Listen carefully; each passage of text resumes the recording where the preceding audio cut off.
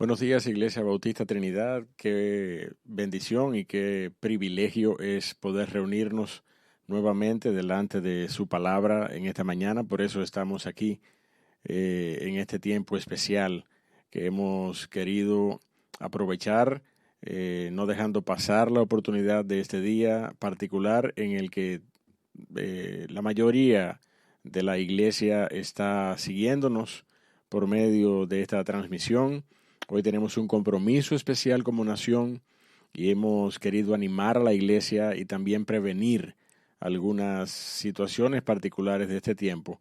Y nuestro servicio no es presencial en esta mañana, sino que oramos al Señor para que toda la iglesia pueda estar atendiendo a su deber cívico en esta mañana, todo el pueblo de Dios, porque es necesario en este tiempo que el pueblo de Dios asuma esa responsabilidad. Pero de igual manera, tan pronto tengamos la oportunidad de retornar a nuestros hogares y si es posible a tiempo, pues usted estará compartiendo con nosotros como iglesia este mensaje que el Señor ha puesto en nuestro corazón en esta mañana para ministrar a su grey.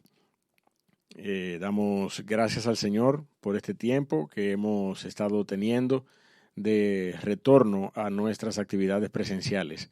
En este día de manera particular, como ya he explicado, y, y las razones son evidentes, por un poco de prevención, por un asunto también de cuidado. Hemos querido transmitir este mensaje en diferido, así que quiero dar las gracias al Señor por las facilidades que tenemos para hacerlo y que la iglesia puede estar con nosotros.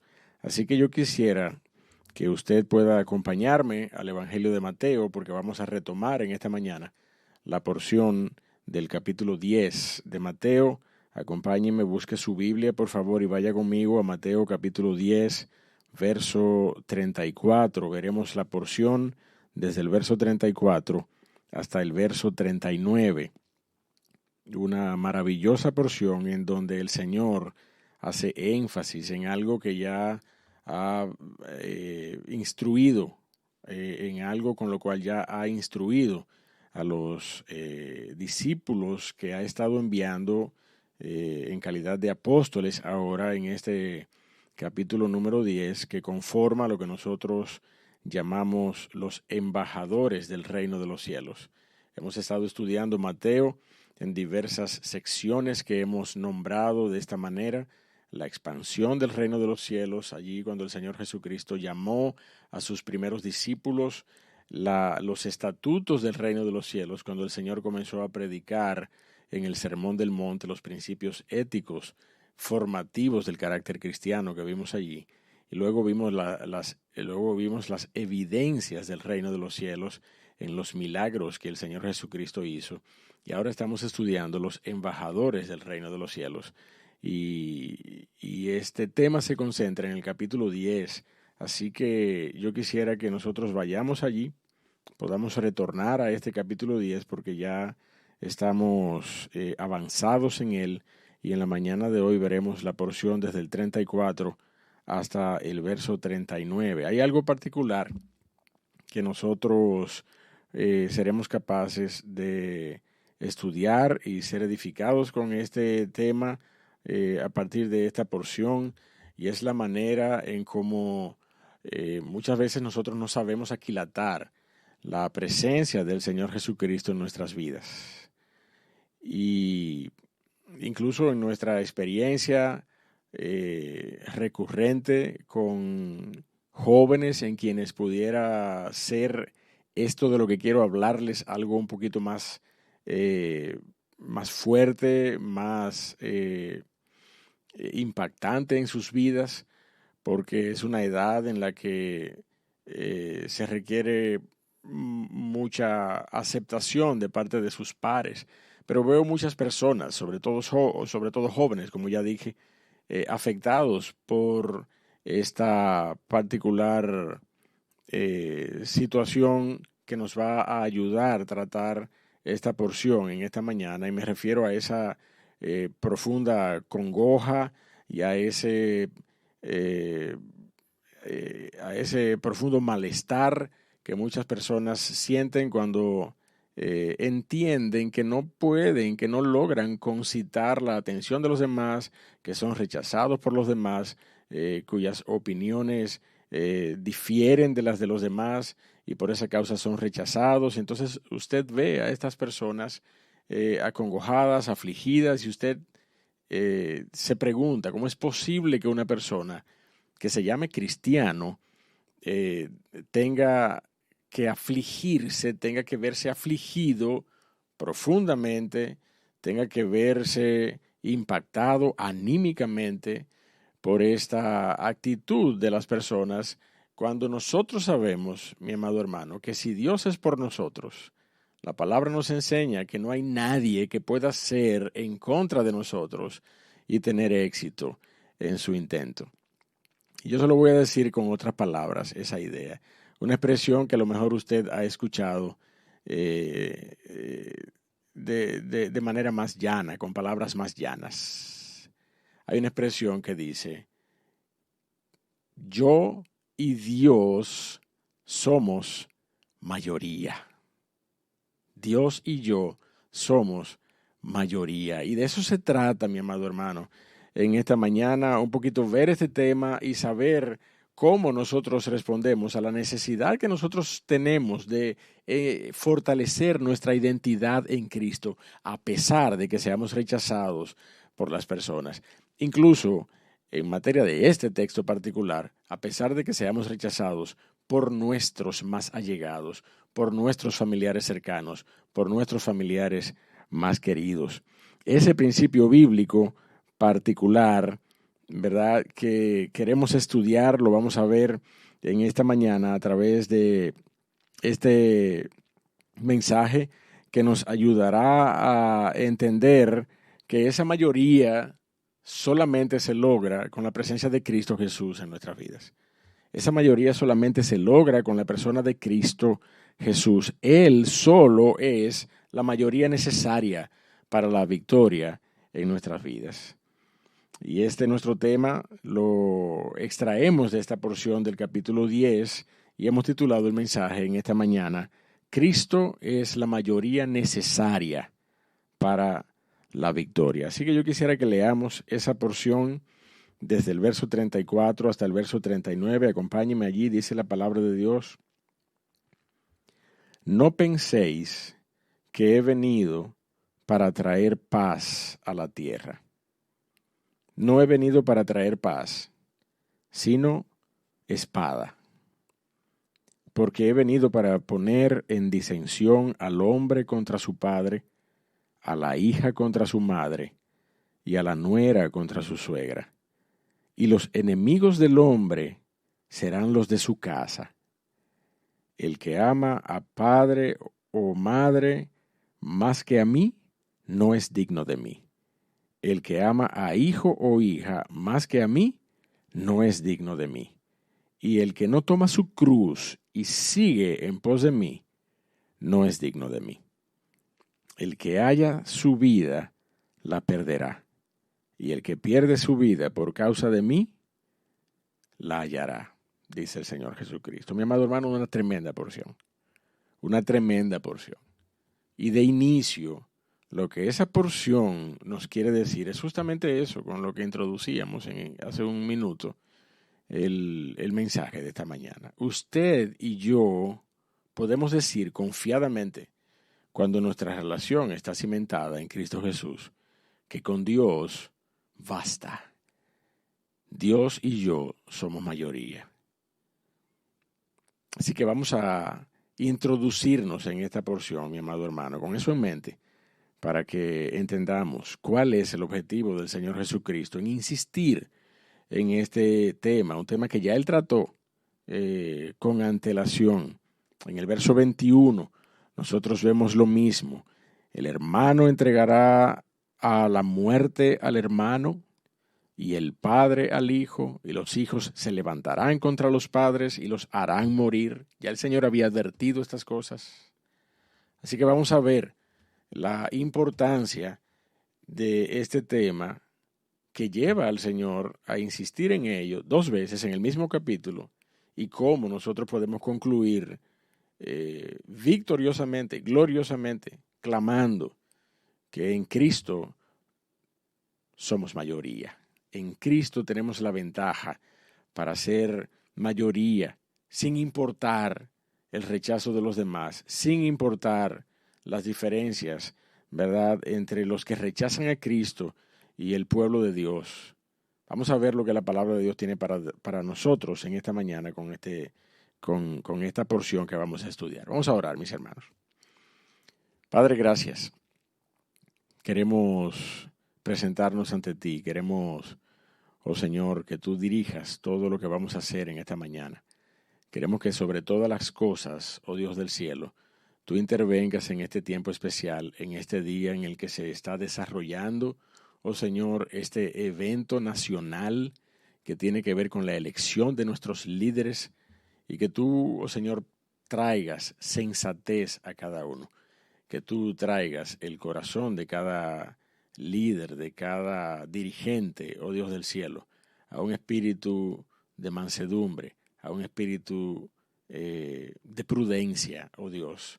Padre, guárdanos, guarda a la nación en esta hora, guarda a tu pueblo en medio de este pueblo y ayúdanos, oh Señor, a ser testimonio vivo en medio de donde estemos, a ser testimonio vivo de que Cristo Jesús mora en nuestros corazones. Y a pesar de las diferencias, que podamos entender que con Cristo basta, que con Cristo nos basta, que la persona de Cristo es suficiente para nuestras vidas, por lo cual podemos decir que si tú eres por nosotros, ¿quién contra nosotros, oh Dios del cielo? Gracias por esta mañana, gracias por la oportunidad de acercarnos a tu palabra. En el nombre de Cristo Jesús te lo pedimos. Amén. Mis hermanos, en medio de las instrucciones que el Señor Jesucristo estaba dando, estas instrucciones que nosotros hemos llamado la comisión apostólica que el Señor Jesucristo estaba impartiendo, el Señor Jesucristo hace en esta oportunidad un énfasis que resulta sumamente triste. Pero es de tal importancia que el Señor Jesucristo insiste en este tema, habiendo ya el Señor Jesucristo tratado este aspecto en unos versículos anteriores. Y me refiero a las aflicciones y el rechazo provocados por nuestros propios parientes, por nuestros propios familiares, cercanos y no cercanos. Mis amados, un pariente, una madre, un hijo, un hermano, representa para nosotros esa zona de confianza, de seguridad, ese cerco de estabilidad, de afecto, de amor filial. Y cuando son justamente ellos los responsables de nuestra aflicción por causa del Evangelio, eso nos coloca, mi amado hermano, en una batalla, en un enfrentamiento arduo de profundas dimensiones relacionadas con nuestras emociones más primitivas. Sin embargo, mi amado hermano, el Señor dejó bastante claro que su propósito no era la paz de este mundo. Usted sabe, la paz del mundo. Usted sabe, ¿verdad? Esa famosa pregunta que le hacen a todas las reinas de belleza. Si usted tuviera la oportunidad y el poder, ¿qué usted haría en favor de la humanidad? Yo procuro la paz del mundo. La paz del mundo. Esa aspiración idílica que las personas, ¿verdad?, tienen con una paz mundial, perenne, sostenible. Mire, mi hermano, eso ni es bíblico. La palabra de Dios no enseña que este mundo va a vivir por siempre en una paz sostenible. La palabra de Dios nos enseña que en el transcurrir del plan de Dios, cronológicamente, el pecado va a ir tomando un cuerpo cada vez mayor y llegará un momento, y estamos en esos momentos, mi amado hermano, en que las personas le llamarán bueno a lo malo, y a lo malo Y a lo malo le llamarán bueno. Le llamarán bueno a lo malo y a lo malo bueno. Estamos en ese tiempo, mi amado hermano. Estamos en ese tiempo particular de oscuridad espiritual en muchos aspectos. Es cierto que el Evangelio de Cristo está siendo predicado tal vez como nunca antes había sido predicado en estos últimos 50 años, por decir, por referirnos a un tiempo contemporáneo.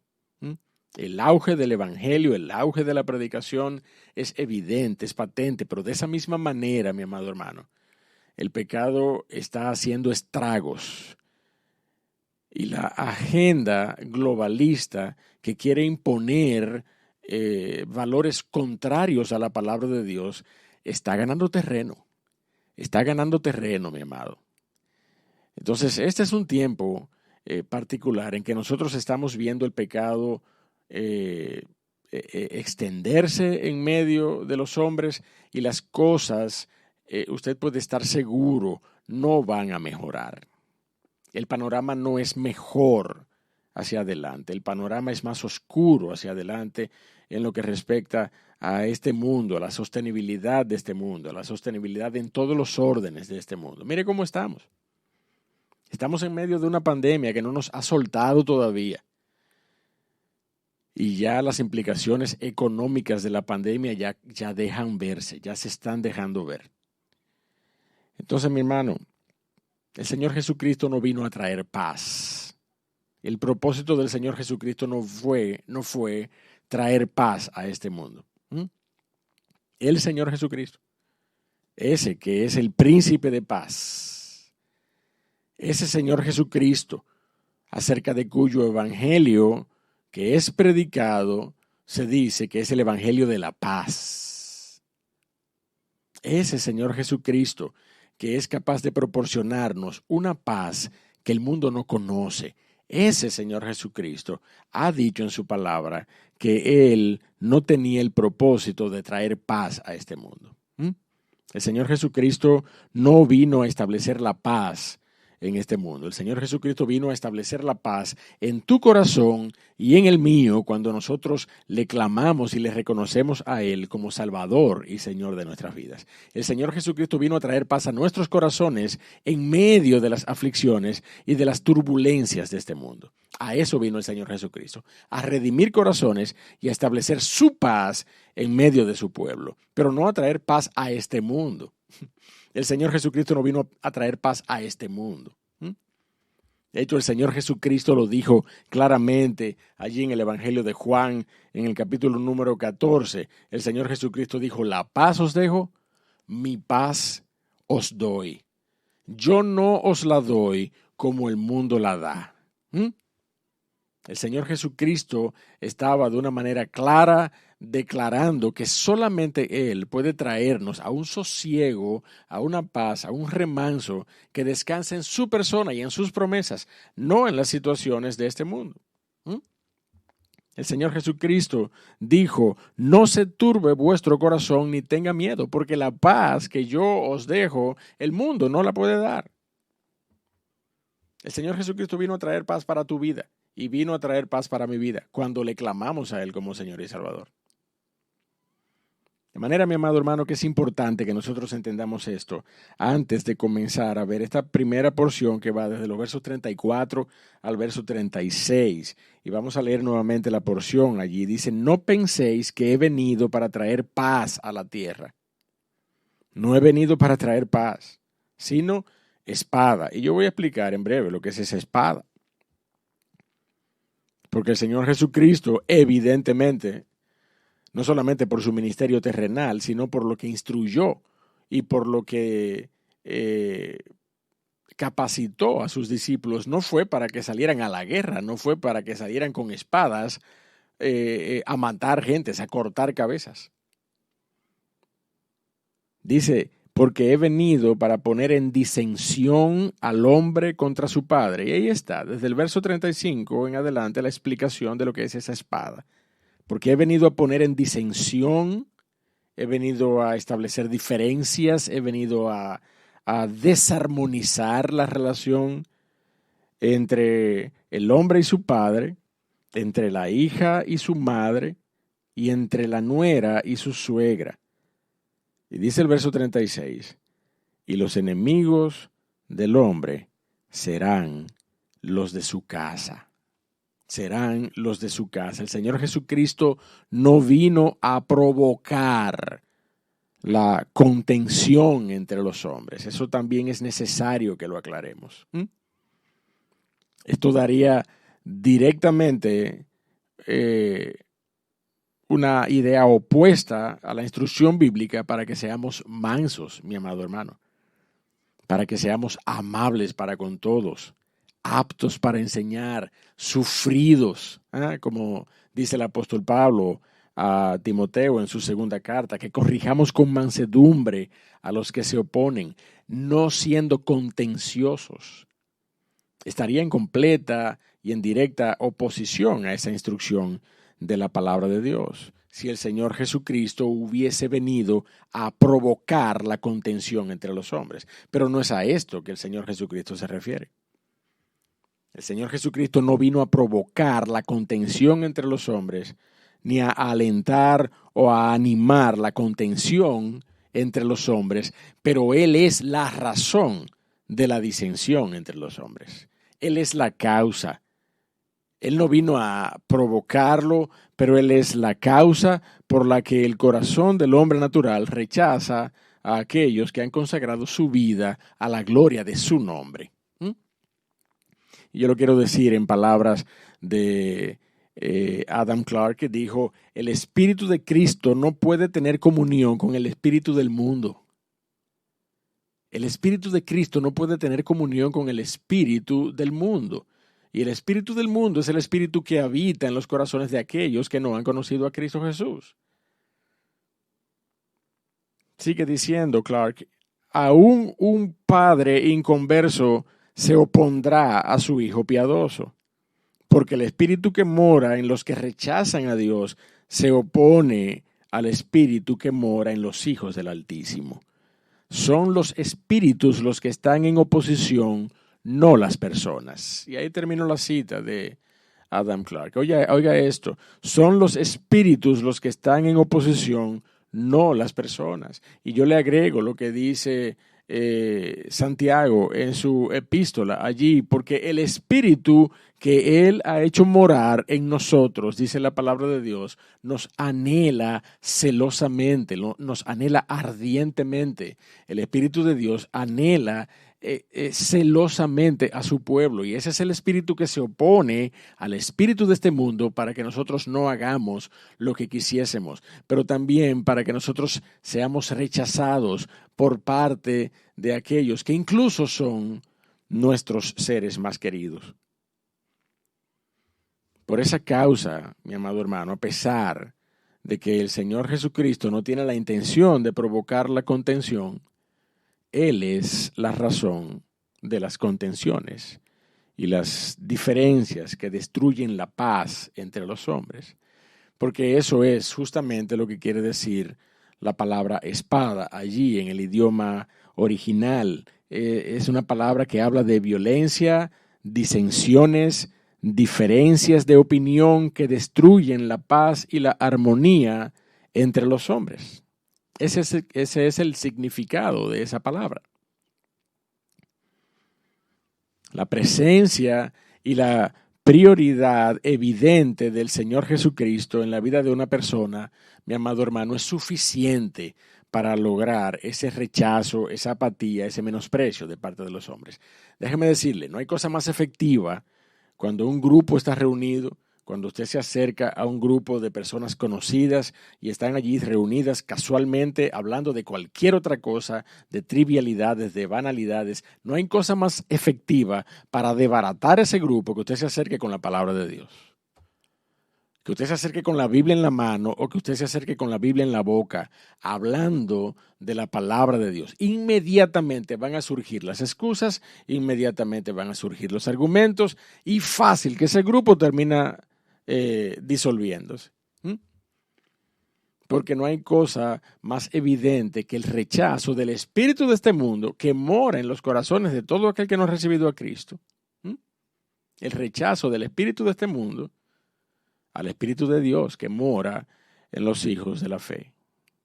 Esa es una evidente conflagración constante, una guerra, una batalla constante que podemos ver por medio de conflictos de esta naturaleza, conflictos entre los hombres. Y el Señor Jesucristo es la causa de ese conflicto, y por eso es que el Señor Jesucristo dijo claramente: yo no he venido a traer paz, yo he venido a traer disensión. Y déjame decirle algo, mi amado hermano, es bueno que esto suceda. Es bueno que ese efecto, en el ejemplo que le puse hace un momento, ¿verdad?, que puede usted tener cuando se acerca a un grupo de amistades o de personas o incluso de familiares, en una reunión familiar, que usted pueda acercarse con un ánimo de compartir el evangelio con esas personas y que esas personas le hagan el claro a usted. Mire, eso es bueno que suceda, porque usted está siendo utilizado como una herramienta en las manos del Espíritu de Dios para revelar, para manifestar la naturaleza de los corazones de las personas. Usted está revelando, usted está evidenciando que usted es una sal de tal naturaleza que no puede ser tolerada por el espíritu del mundo. Por eso es que usted y yo somos llamados a ser sal de este mundo. Y cuando la corrupción de este mundo no nos tolera, eso es lo que pasa. Eso es lo que sucede. Rechazan al cristiano y no importa si es un familiar cercano o lejano, terminan rechazando a Cristo Jesús en nuestras vidas y por consecuencia somos rechazados a causa del rechazo del espíritu de este mundo al espíritu de Dios. Esa es la realidad, mi amado hermano. Ahora, cuando esto sucede, ¿verdad?, con personas muy cercanas a nuestras vidas, cuando sucede con familiares y seres muy queridos, entonces es una realidad que somos profundamente desafiados en nuestras emociones. Y es complejo y es doloroso ver el rechazo de un padre por nuestras convicciones espirituales. Es complejo y es doloroso ver el distanciamiento de nuestros familiares más queridos por causa de nuestras convicciones espirituales. Y sucede, mi amado hermano, estamos expuestos a eso y muchos de nosotros hemos vivido experiencia tras experiencia por causa del nombre de Cristo con respecto a nuestros familiares. Yo sé que yo no estoy solo en esta experiencia. Usted que me está escuchando en esta mañana, esa es la realidad del cristiano, mi amado hermano. Alguien, creo que fue el pastor y evangelista Adrian Rogers a final del siglo pasado, dijo: es mejor estar separados por la verdad que estar unidos en el error. Es mejor estar separados por la verdad que estar unidos en el error. Si el fundamento de su vida es Cristo Jesús, si el propósito constante de tu vida es Cristo Jesús, entonces los enemigos serán los de tu propia casa. Es lo que estamos estudiando en esta mañana. Yo no quiero sobredimensionar estas cosas. Esta es la realidad del creyente que se dispone a exaltar a Cristo en su vida, momento tras momento, a vivir para Cristo, a tener el equilibrio relacional en su vida para poder entablar una relación y una conversación con las personas de su vida, de su entorno familiar y de su círculo de amistades, pero que sea una persona que evidentemente fluya de él la palabra de Dios y la gloria de Cristo. Cuando eso sucede, mi amado hermano, es muy posible, ya lo dijo el Señor Jesucristo, que los primeros enemigos que se manifiesten en tu vida estén en tu casa. Y yo lo voy a decir de una manera que yo no quisiera que suene, ¿verdad?, tan malo como pudiera realmente ser.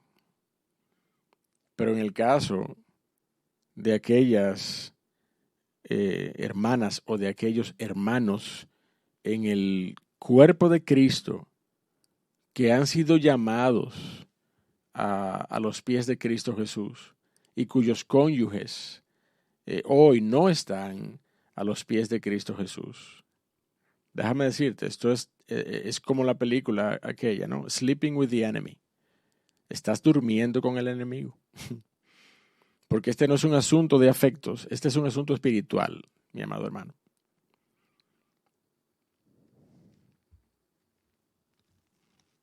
El hermano entregará a la muerte al hermano y el padre al hijo, y los hijos se levantarán contra los padres y los harán morir. Verso 21.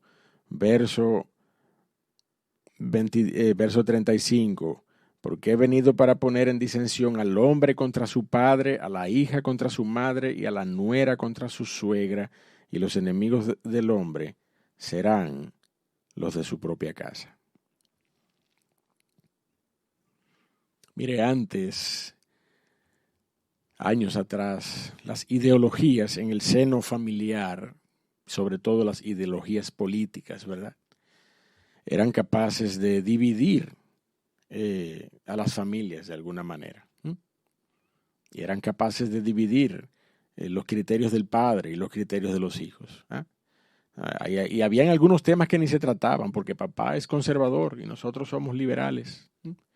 Porque papá es republicano y nosotros somos demócratas. Porque papá es reformista y nosotros somos revolucionarios.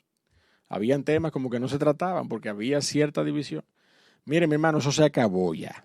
Eso se acabó. Las ideologías se murieron todas y a lo menos en nuestro país todos son iguales. Todos son iguales. Y no hay diferencias y no hay enemigos en los hogares a causa de las ideologías. Porque ya todo el mundo da y ya todo el mundo coge. Esa es la realidad de nuestro país, lamentablemente. Pero Cristo y su evangelio se mantienen como ese único criterio de disensión. Se mantienen como ese único criterio en el cual, ¿verdad?, una familia puede todavía manifestar cierto nivel de rechazo a causa del nombre de Cristo. Y esa es la realidad, mi amado hermano.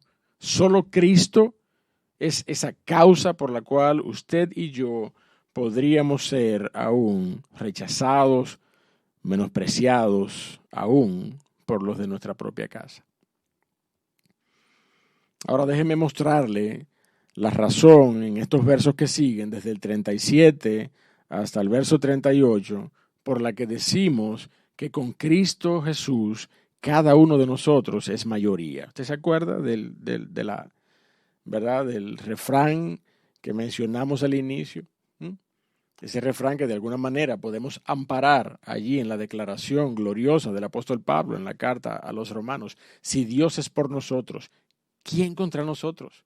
Bueno, pues la traducción llana, en palabras llanas, de esa gloriosa declaración es esa. Con Cristo yo soy mayoría. Cristo y yo somos mayoría. No necesito más nada. No necesito más nada. Aunque me rechace mi familia, aunque me rechacen mis amigos, aunque me rechacen mis hijos. Si yo estoy seguro de que estoy caminando conforme a la voluntad de Dios y tengo mi corazón inclinado a ellos y tengo mi corazón inclinado para servirles, para amarles y aún así soy rechazado por la causa de Cristo, mire, mi amado hermano, yo no tengo por qué preocuparme. Cristo y yo somos mayoría. Ahora yo voy a demostrarle a usted por medio de esta porción que sigue por qué lo decimos partiendo de este texto bíblico. ¿Por qué lo decimos partiendo de este texto bíblico? Mire la porción del verso 37. Dice, el que ama a padre o madre más que a mí, ¿qué dice allí? No es digno de mí.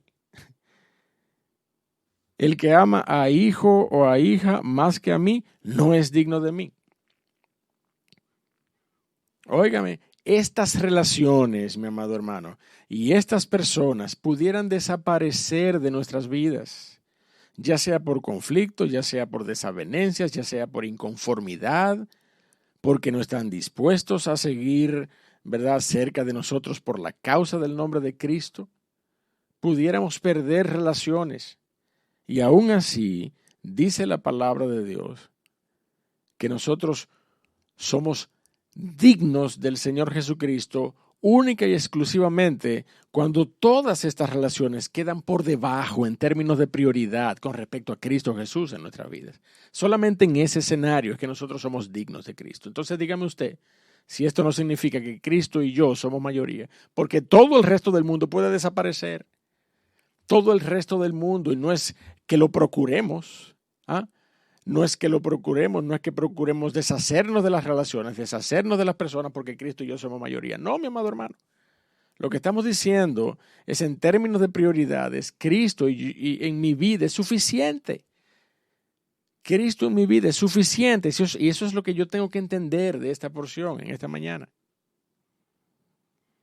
Y fíjate con qué parámetro el Señor Jesucristo compara, ¿verdad?, esta tensión entre nuestras relaciones filiales.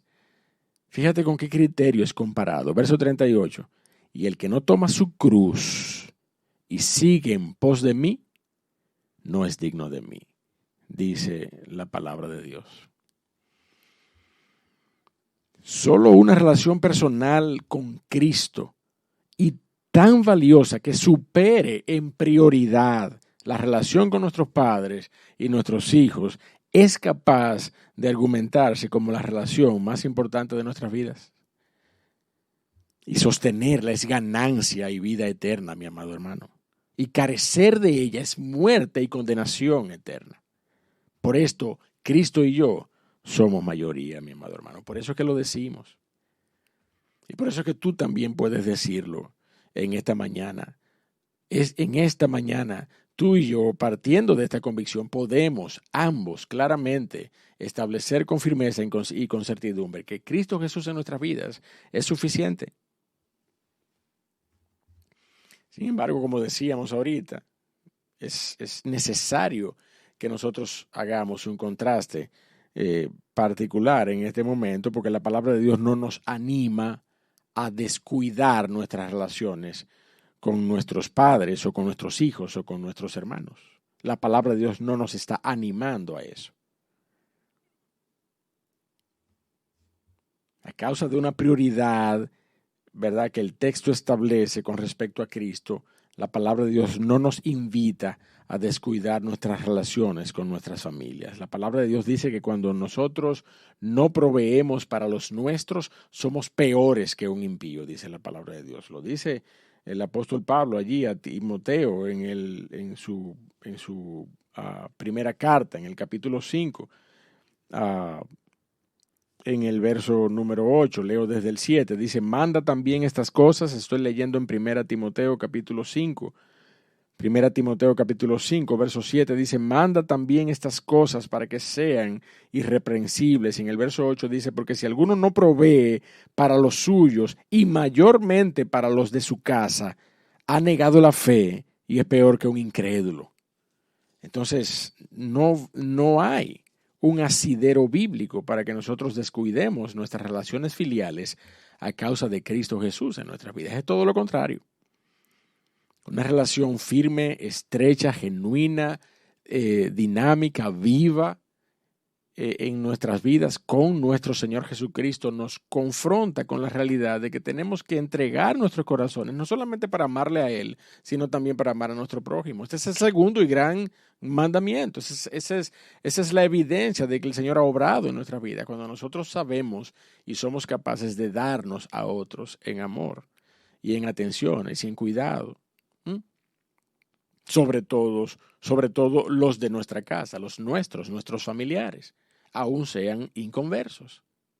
Eso es lo que la palabra de Dios nos enseña. El propio Señor Jesucristo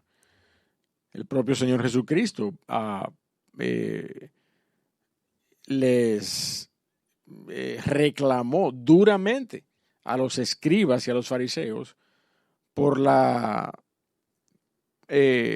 costumbre que ellos tenían de indicar a todo aquel que pudiera disponer de su ayuda a sus padres para llevarla al templo como una especie de ofrenda, y entonces ya era librado del cuidado de sus padres.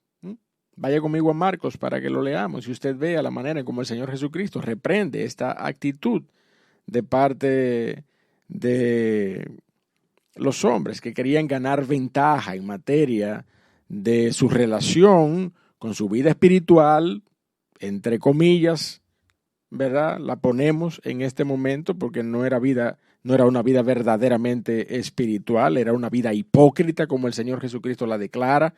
Marcos capítulo número 7, versos 6 al verso 13, dice la palabra de Dios, respondiendo él, les dijo, hipócritas, hipócritas, bien profetizó de vosotros Isaías, como está escrito, este pueblo de labios me honra, mas su corazón está lejos de mí, pues en vano me honran, enseñando como doctrinas mandamientos de hombres, porque dejando el mandamiento de Dios, os aferráis a la tradición de los hombres. Y ahí el Señor Jesucristo habla de los lavamientos, ¿verdad? En agua, de los jarros y de los vasos, de beber y hacer muchas otras cosas semejantes. Y mire el verso 9, les decía también, bien invalidáis el mandamiento de Dios para guardar vuestra tradición, porque Moisés dijo, honra a tu padre y a tu madre. Y también dijo, el que maldiga al padre o a la madre muera irremisiblemente. Pero vosotros decís, verso 11, oiga el adendum que estos brillantes conocedores de la ley le habían hecho a la ley de Moisés. Pero vosotros decís, basta con que alguien diga a su padre y a su madre, es corbán. Corbán quiere decir mi ofrenda a Dios. Es corbán todo aquello con que pudiera ayudarte. O sea, esta ayuda que yo te iba a dar, lo siento, es corbán. La voy a llevar al templo, no puedo ayudarte. La voy a llevar a la sinagoga, no puedo ayudarte. Y dice el verso 12, y no le dejáis hacer a esa persona que tiene la responsabilidad con sus padres, ustedes que son maestros y están enseñando de esa manera, no le dejáis hacer más por su padre o por su madre, invalidando la palabra de Dios con vuestra tradición que habéis transmitido y muchas cosas hacéis semejantes a estas. La palabra de Dios, mi amado hermano, es clara y nos reclama cuando desatendemos, aún en alegado beneficio de la obra ministerial, cuando desatendemos a nuestros padres y cuando nos desatendemos a nuestros hijos y cuando desatendemos nuestros hogares. Entonces, cuando el Señor dice, aquí volvamos a Mateo capítulo 10, por favor, cuando el Señor dice claramente allí en el verso 37, el que ama a padre o a madre más que a mí no es digno de mí, el que ama a hijo o a hija más que a mí no es digno de mí. Cuando el Señor dice esto, mi amado hermano, no nos está animando a descuidar a nuestros padres, no nos está animando a descuidar a los nuestros, es todo lo contrario. La palabra de Dios trata en este punto de manera particular de un orden de prioridades en nuestros afectos, mi amado hermano. Eso es lo que la palabra de Dios está diciendo. No que les descuidemos. Si existe alguna inclinación, algún deseo, algún afecto de nuestros corazones y de nuestras emociones, alguna relación de por medio, alguna otra prioridad entre Cristo y yo, esto es justamente lo que la palabra de Dios cataloga como idolatría, mi amado hermano. Idolatría. Es idolatría amar a otra cosa o a otra persona o a otra relación más que a Cristo Jesús. De manera que si yo amo a mi padre o a mi madre, a mis hijos, a mi esposa, a quien amo, si yo los amo más que a Cristo, yo soy un idólatra. No soy digno de Cristo. Eso es lo que dice la Biblia. No soy digno de Cristo. Y en la otra cara de la moneda, eso no quiere decir que yo voy a descuidar a esas personas. Todo lo contrario. Yo me voy a desvivir por ellas en términos de su cuidado, porque eso es lo que la palabra de Dios me manda a hacer. Entonces, mi hermano, en ese equilibrio es que el cristiano vive, teniendo a Cristo Jesús como prioridad en su vida, pero sabiendo atender horizontalmente todas sus responsabilidades. La palabra de Dios es clara en ese sentido, mi amado hermano. y nos deja ver que es un tema de prioridades en nuestros afectos. Ahora, por lo mismo, yo creo que es el momento apropiado para dos advertencias particulares. En este cuadro de conflicto emocional, usted y yo estamos llamados a evitar dos cosas a toda costa. Primero, usted y yo estamos llamados a evitar aprovecharnos del rechazo de nuestros familiares para manifestar en respuesta un menosprecio y un desdén a aquellos que nos muestran su desprecio por el Evangelio. Tenemos que evitar responder de la misma manera, en otras palabras. La palabra de Dios no nos manda a despreciar ni a maltratar emocionalmente a nuestros padres, a nuestros hijos, a nuestros cónyuges, a nuestros familiares, cuando estos nos desprecian por causa del Evangelio. Recuerde lo que el Señor dijo acerca de los mansos y de los que son perseguidos por causa de su nombre. ¿Qué dijo el Señor Jesucristo? Bienaventurados, bienaventurados, dijo el Señor Jesucristo. Bienaventurados los mansos, porque ellos recibirán la tierra por heredad. Bienaventurados los que padecen persecución por causa de la justicia, porque de ellos es el reino de los cielos. Bienaventurados sois cuando por mi causa os vituperen y os persigan, y digan toda clase de mal contra vosotros, mintiendo. La palabra de Dios dice, gozaos y alegraos, porque vuestro galardón es grande en los cielos, porque así persiguieron a los profetas que fueron antes de vosotros.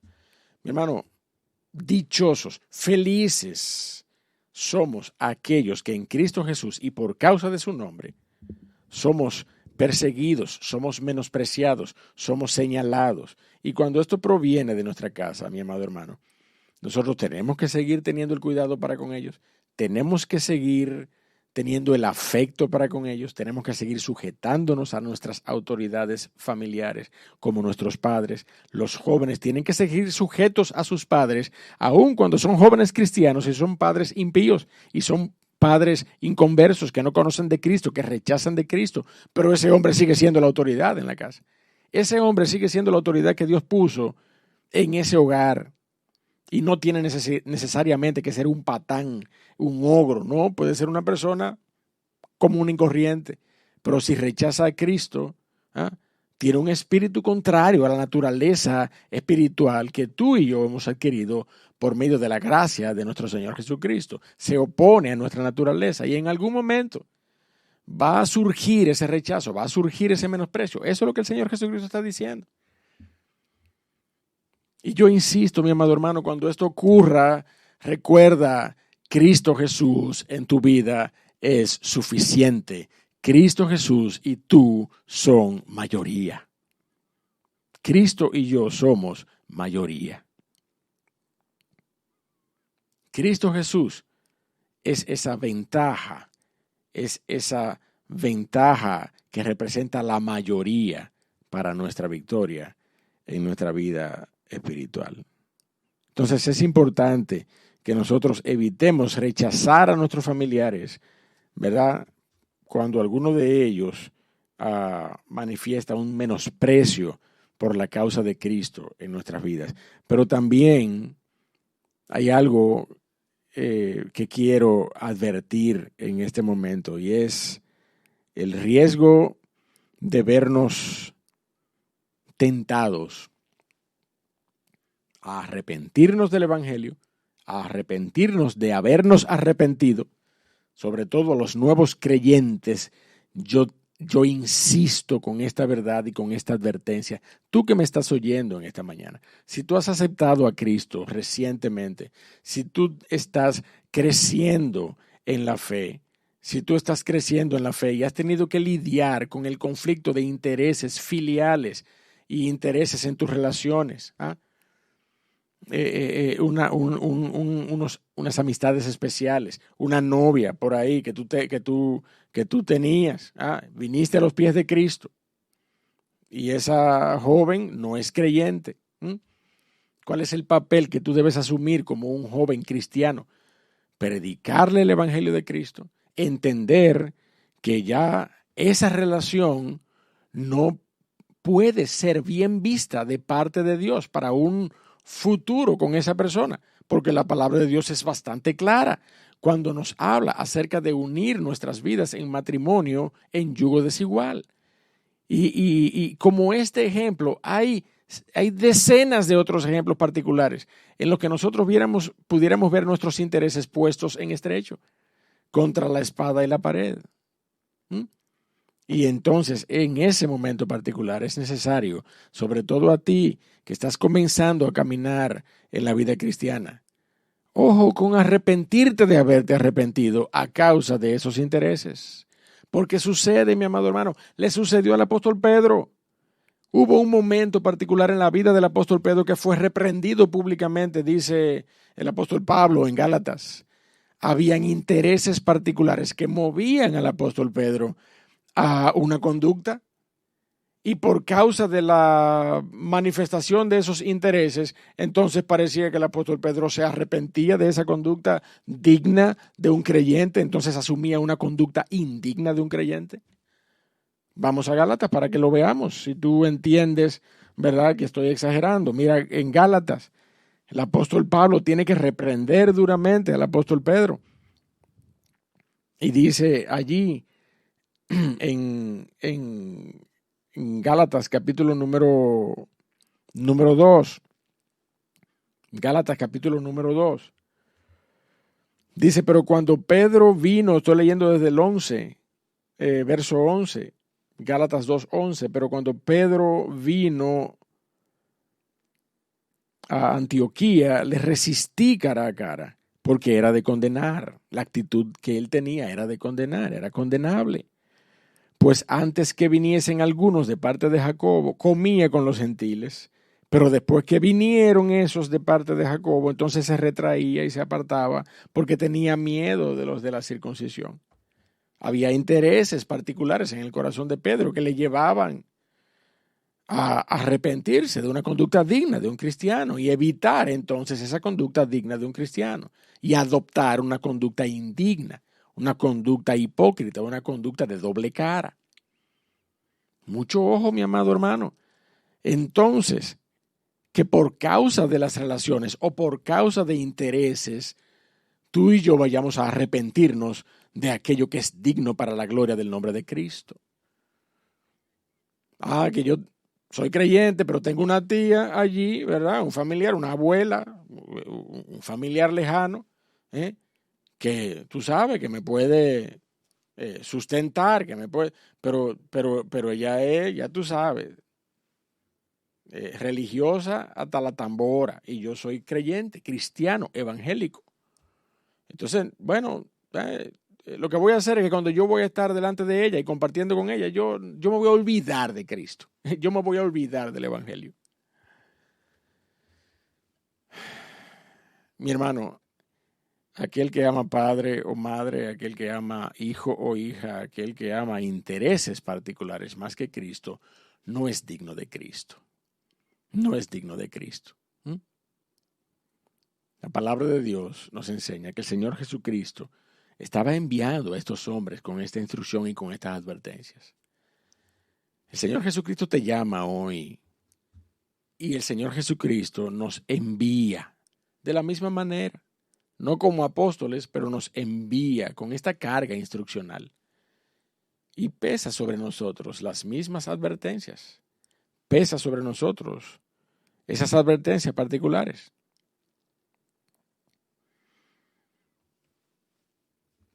Por esa importancia particular que el Señor Jesucristo le da a la prioridad de nuestra relación con Él en cuanto a la relación con cualquier otra persona, es que el Señor concluye de la manera que concluye en el verso 38. El que no toma su cruz y sigue en pos de mí, no es digno de mí. Hasta este nivel de importancia, la definición misma de la obra de la cruz en mi vida es tomada como parámetro para explicar la importancia de la prioridad de Cristo ante cualquier otro afecto, ante cualquier otra relación. Por eso es que es necesario que el Señor Jesucristo hable de esta manera, para que coloque la dimensión correcta del problema acerca del cual nos está advirtiendo.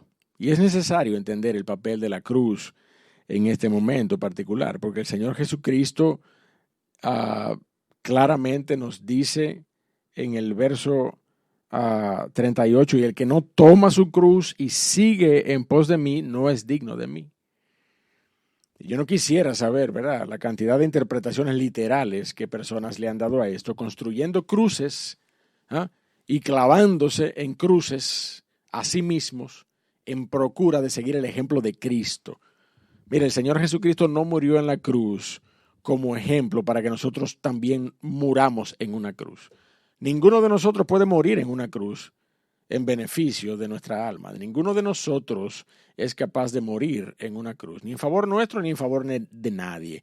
Solamente Cristo Jesús, el Cordero de Dios, que quita el pecado de este mundo, fue capaz de subir a un madero, de derramar su sangre para el perdón de los pecados de aquellos que ponen su confianza y ponen su fe en su obra y en su persona. Pero eso no quiere decir que el Señor Jesucristo murió para que nosotros también fuésemos colgados en un madero. El Señor Jesucristo murió en una cruz y nos dio ejemplo de humildad, nos dio ejemplo de obediencia, nos dio ejemplo de sujeción a la voluntad del Padre, y nos dio ejemplo de mansedumbre cuando le maltrataban. La cruz nunca fue un instrumento de tortura. La cruz fue un instrumento de ejecución, de muerte. A nadie que lo llevaban a la cruz le decían, y la próxima vez te irá peor. No, porque la cruz era un instrumento de muerte, no era un instrumento de castigo. Era como la guillotina de la Francia de la Revolución, ¿verdad? De la Francia del siglo XVIII. A nadie lo llevaban a la guillotina 2 veces. La cruz era un instrumento de ejecución, de muerte. Grábese eso, mi amado hermano. Porque cuando usted y yo entendamos esto, es que podemos entender por qué el Señor utiliza la figura de la cruz aquí en esta instrucción para sus discípulos. Cuando el Señor dice, el que no toma su cruz y sigue en pos de mí, entonces no es digno de mí. Lo que el Señor Jesucristo quiere decir con esto de tomar nuestra cruz es toda aquella disciplina espiritual que me permita matar mi pecado. Es toda aquella disciplina espiritual en mi vida que me permita matar mis pasiones y mis deseos, porque eso era la cruz, un instrumento de muerte. De manera que cuando el Señor nos llama a tomar nuestra cruz y seguir en pos de Él, es a que tomemos nuestras disciplinas personales, nuestro dominio propio que es capaz de matar el pecado en nuestras vidas. Ese dominio propio, esas disciplinas espirituales, es toda aquella esperanza puesta en la gracia de nuestro Señor Jesucristo, que es el que nos fortalece para seguir caminando en pos de Él. Tomar nuestra cruz y seguir en pos de Él quiere decir eso, quiere decir tomar toda nuestra voluntad, toda la disciplina, toda nuestra confianza, toda nuestra esperanza depositada en sus promesas, porque Él ha comenzado una obra que terminará en nuestras vidas. Y en ese proceso de terminarla, nosotros descansamos en la persona de Cristo para nosotros poder ser efectivos en contra del pecado en nuestras vidas. Eso no quiere decir que no seguiremos batallando en contra de él, pero cuando nosotros decimos que tomamos nuestra cruz y le seguimos, estamos hablando de una disposición de nuestro corazón para hacer morir el pecado en nuestras vidas. Para hacer morir el pecado en nuestras vidas.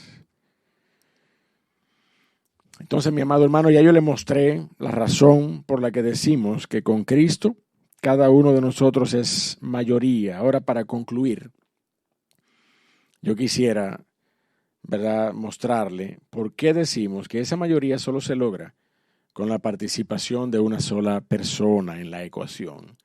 Y esa persona es Cristo Jesús. Leamos el verso 39 y con eso concluimos. Dice, el que haya su vida, Mateo 10, 39. El que haya su vida, ¿qué dice allí, mi hermano? La perderá. El que haya su vida, la perderá. Y el que pierde su vida por causa de mí, la hallará. Tremenda declaración, mi hermano, para terminar esta porción particular, porque en otras palabras, el papel protagónico de tu vida, mi amado hermano, no te pertenece a ti, le pertenece a otro, le pertenece a Cristo Jesús. El papel protagónico que nosotros hemos de jugar para la gloria de su nombre en este camino al que fuimos llamados, el camino de la fe, el papel protagónico de nuestra vida le pertenece a Cristo Jesús. Por más temor y temblor con el cual yo me ocupe en mi salvación, si Dios en su buena voluntad para con nosotros no pone el querer como el hacer, no podremos sostenernos hasta el día de Cristo. Por más cercanos que estemos como pámpanos, si la vid no es Cristo, nada podremos hacer, mi amado hermano. Por más que anhelemos mover montañas y traspasar los montes, si el depósito de nuestra fe no es la persona de Cristo, mire, más nos vale vivir por vista y no por fe. Si esa fe no está sustentada en la persona de Cristo, si esa fe está sustentada en cualquier otra cosa que no sea Cristo Jesús. Déjeme decirle, mi amado hermano, en este momento yo no solamente hablo de aquel que ha hallado el sentido de su vida temporal en las cosas de este mundo, sino también de aquel que pretende hallar el sentido de su vida venidera en las cosas pertinentes a su propia interpretación de la voluntad de Dios para con su vida, en su propia religión. Ese no ha perdido su vida, ese quiere retener su propia convicción espiritual para sí.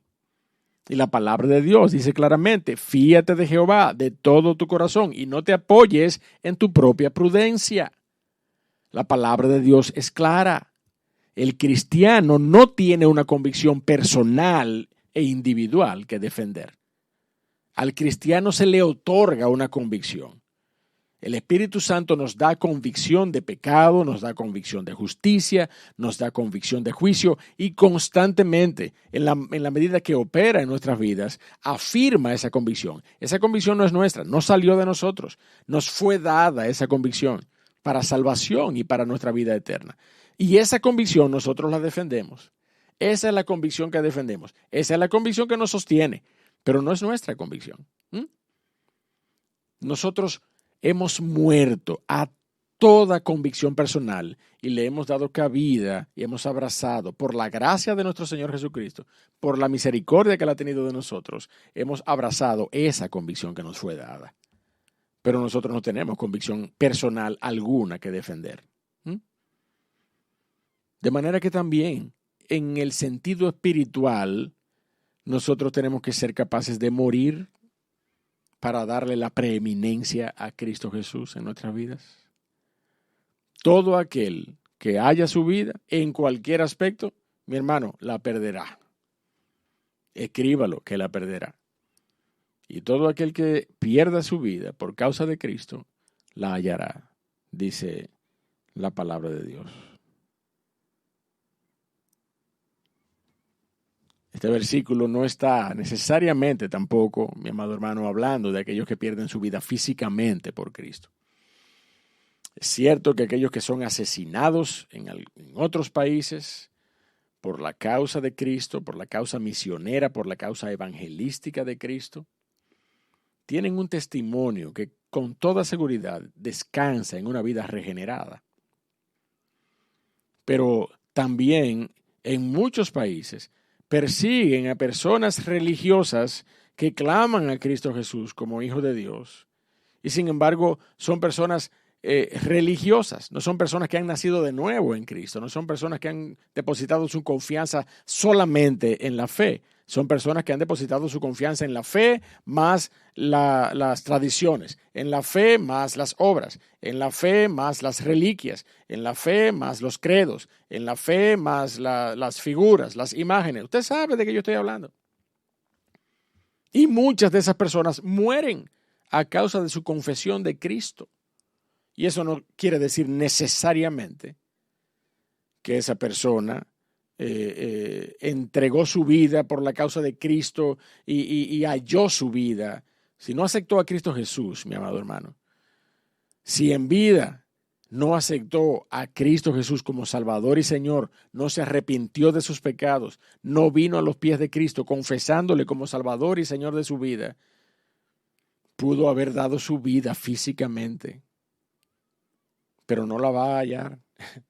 No la va a hallar cuando despierte para la eternidad. Porque la manera en que usted y yo venimos a salvación y vida eterna no es cuando damos nuestra vida por la causa de Cristo, no es cuando damos nuestra vida físicamente de esa manera por el nombre de Cristo. Es cuando nos arrepentimos y venimos a los pies de Cristo en pleno uso de nuestra razón y podemos ser capaces de morir a nuestra voluntad, darle espacio a Cristo en nuestras vidas para que Él tome el control nuestro y para que nosotros estemos desde ese momento en adelante sujetos a la dirección del Espíritu de Dios. Y es ese proceso el que nos ayuda a morir cada día para que el Señor Jesucristo viva en nosotros. Yo quiero concluir en este momento con una declaración del teólogo y evangelista John Hill. Dice: el que pierda su vida es ese hombre o mujer que está dispuesto a renunciar a los privilegios del tiempo presente, a sufrir el reproche y la persecución, a entregar su vida alegremente por el bien de Cristo y su evangelio, por la proclamación de su nombre. Cuando esta persona deje esta vida, volverá a encontrar conciencia en la mañana de la resurrección para vida eterna y vivirá con Cristo en alma y cuerpo en la mayor felicidad imaginable por toda la eternidad. Eso es hallar la vida luego de haberla perdido a causa del nombre de Cristo. Eso es hallar la recompensa de la vida eterna a causa de nosotros haber vivido nuestras vidas para la gloria de nuestro Señor Jesucristo. Conclusión, y con esta pregunta, ¿verdad? Cerramos. ¿Estás tú en esta mañana en la capacidad de perder tu vida gustosa y confiadamente porque te sabes rescatado por su sangre y para la eternidad? ¿Estás en esa plena certeza y en esa plena confianza de que hoy tú puedes perder tu vida y la hallarás un día? Si tú no tienes esa seguridad, es muy probable, es muy posible que tú necesites venir a los pies de Cristo en este momento. Es muy posible que tú necesites clamar a Cristo Jesús como Salvador y Señor de tu vida. Si tú no estás seguro de que tú puedes entregar tu vida día a día, y si fuera posible, entregarla físicamente por la causa de Cristo, y habiéndolo hecho, hallar tu vida para la eternidad. Si tú no estás seguro de esto, si tú no estás seguro de que esta fórmula gloriosa se aplique a tu vida, entonces tú necesitas de Cristo. Tú necesitas venir a los pies de Cristo hoy. Confesar tu condición de pecado delante de Él, confesar tu necesidad de Cristo, clamar a Él por perdón, clamar para que venga a morar a tu corazón, poner tu confianza en las promesas que Él ha declarado para favor eterno de su pueblo, esperar en Cristo Jesús. Tú necesitas de Cristo como Señor y Salvador. Ven a los pies de Cristo en esta mañana. Clama a Él. Y entrega tu vida diariamente, porque yo creo que es tiempo de que tú puedas entender, si estás aquí escuchándonos en esta mañana, que es necesario que puedas tomar tu cruz y seguirle como discípulo. Si no lo haces, no eres digno de Cristo. Vamos a orar. Padre, gracias por esta mañana. Gracias por tu palabra, oh Dios del cielo, en esta mañana que nos ha confrontado, que nos ha exigido, Señor, un nivel de reflexión con respecto a nuestras vidas para que podamos entender cuál es la prioridad que te hemos dado. ¿En qué nivel estás, oh Señor? ¿En qué nivel de prioridades estás en nuestras vidas? ¿Estás primero que nuestros padres? ¿Estás primero que nuestros cónyuges? ¿Estás primero que nuestros hijos? ¿Somos capaces de demostrar que estás primero sirviendo a nuestros padres, a nuestros hijos, a nuestros cónyuges? Oh Dios del cielo, danos por medio de tu Espíritu, Señor, la convicción de que tú has obrado en nuestros corazones para vida eterna. Ayúdanos, oh Señor, a entregar nuestras vidas diariamente para la gloria tuya, a tomar nuestra cruz, a tomar todo lo que sea necesario hacer, a hacer aprestos de todo lo que sea necesario para hacer que mi yo muera, para hacer que mi pecado muera, que mi propia voluntad muera diariamente y darte a ti la preeminencia, oh Señor. Bendícenos en esta mañana y guárdanos. En el nombre de tu Hijo amado y nuestro Señor y Salvador, Jesucristo. Amén y amén. Damos gracias al Señor y damos gracias al Señor sobre todas las cosas por tu atención en esta mañana. Espero en oración que el Señor pueda hablar a tu corazón a partir de este mensaje. Que Dios te bendiga.